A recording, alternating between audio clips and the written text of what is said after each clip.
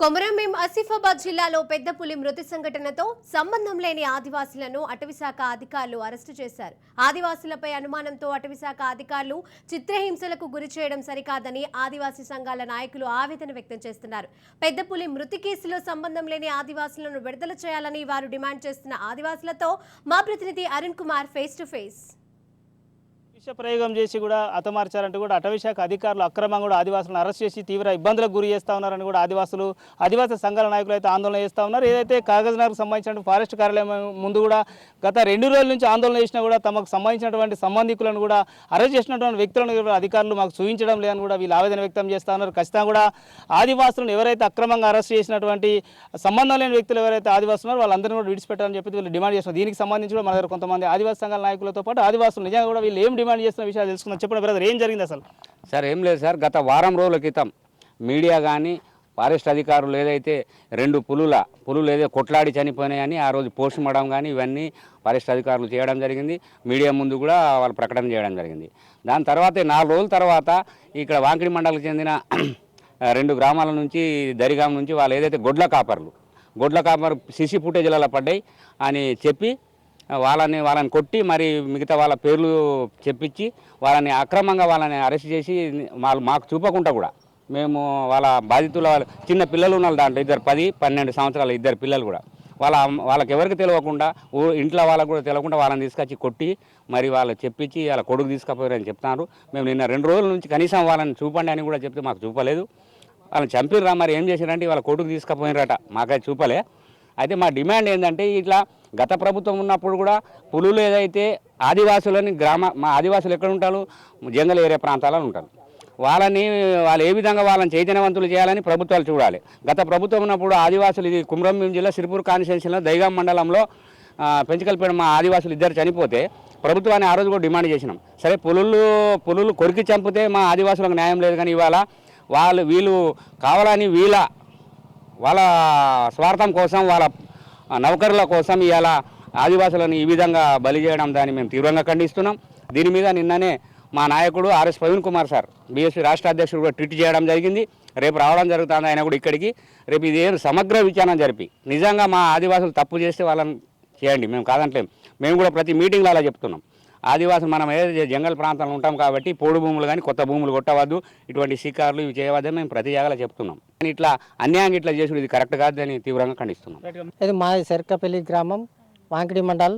మన సెరకపల్లి గ్రామం నుంచి 2 తీసుకొచ్చినారు. అట్టిగా తెలియలేని వాళ్ళకు పులి ఎక్కడ చచ్చిపోయిందో ఎక్కడ ఎట్టిపోయిందో వాళ్ళకు తెలియదు. అట్టిగా గొడ్లు కాపటం తెచ్చి ఇవాళ నుంచి 3-4 రోజులు అవుతున్నారు. వాళ్ళని కనీసం మొన్న ఇంటి నుంచి వెళ్ళేటప్పుడు ఏమన్నారు, ఇక్కడ పులి చనిపోయింది, ఏవంది గొడ్డు ఏవంది ఎద్దో తెలియదు, అక్కడ వచ్చి సార్ దగ్గర మాది కాదని మీరు చెప్పి సంతకం పెడితే మేము మనం పంపిస్తామన్నారు. అక్కడ నుంచి వాంకిడి తీసుకుపోయాడు, వాంకిడి నుంచి ఆసిఫాబాద్ నుంచి కార్నార్ తీసుకుపోయాడు.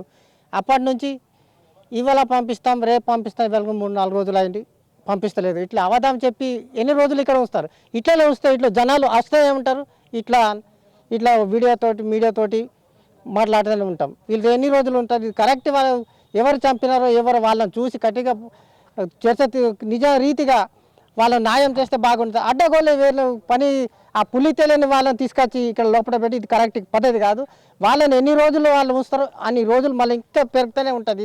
ఇది మేము ఇప్పుడు ఉన్న వాళ్ళను విడిచిపెట్టాలని మేము కోరుకుంటాం. రైట్గా దీనికి సంబంధించి మరొక నాయకుడు ఆయన చెప్పండి బ్రదర్, ఏంది అసలు మీరేం డిమాండ్ చేస్తున్నారు ప్రభుత్వాన్ని, అధికారులను?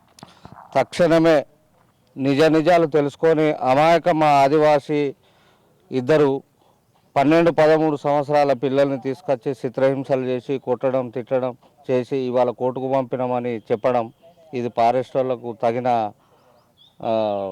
న్యాయం కాదు. మరి మొన్న స్టేట్మెంట్ ఇచ్చారు, 2 పులులు కొట్లాడినాయి చచ్చినాయని. మరి ఆవును చంపిన ఇది ఎవరి ఆవు అని ఇట్లాంటి తప్పుడు సమాచారాలు చెప్పి మరి ఆదివాసులని అన్యాయంగా మరి ఏం చేయదలుచుకున్నారో ఈ ప్రభుత్వం కూడా మరి నిమ్మకు నీరెత్తినట్టుగా మరి నిజాలు తెలుసుకొని ఇది చేస్తే బాగుంటుంది.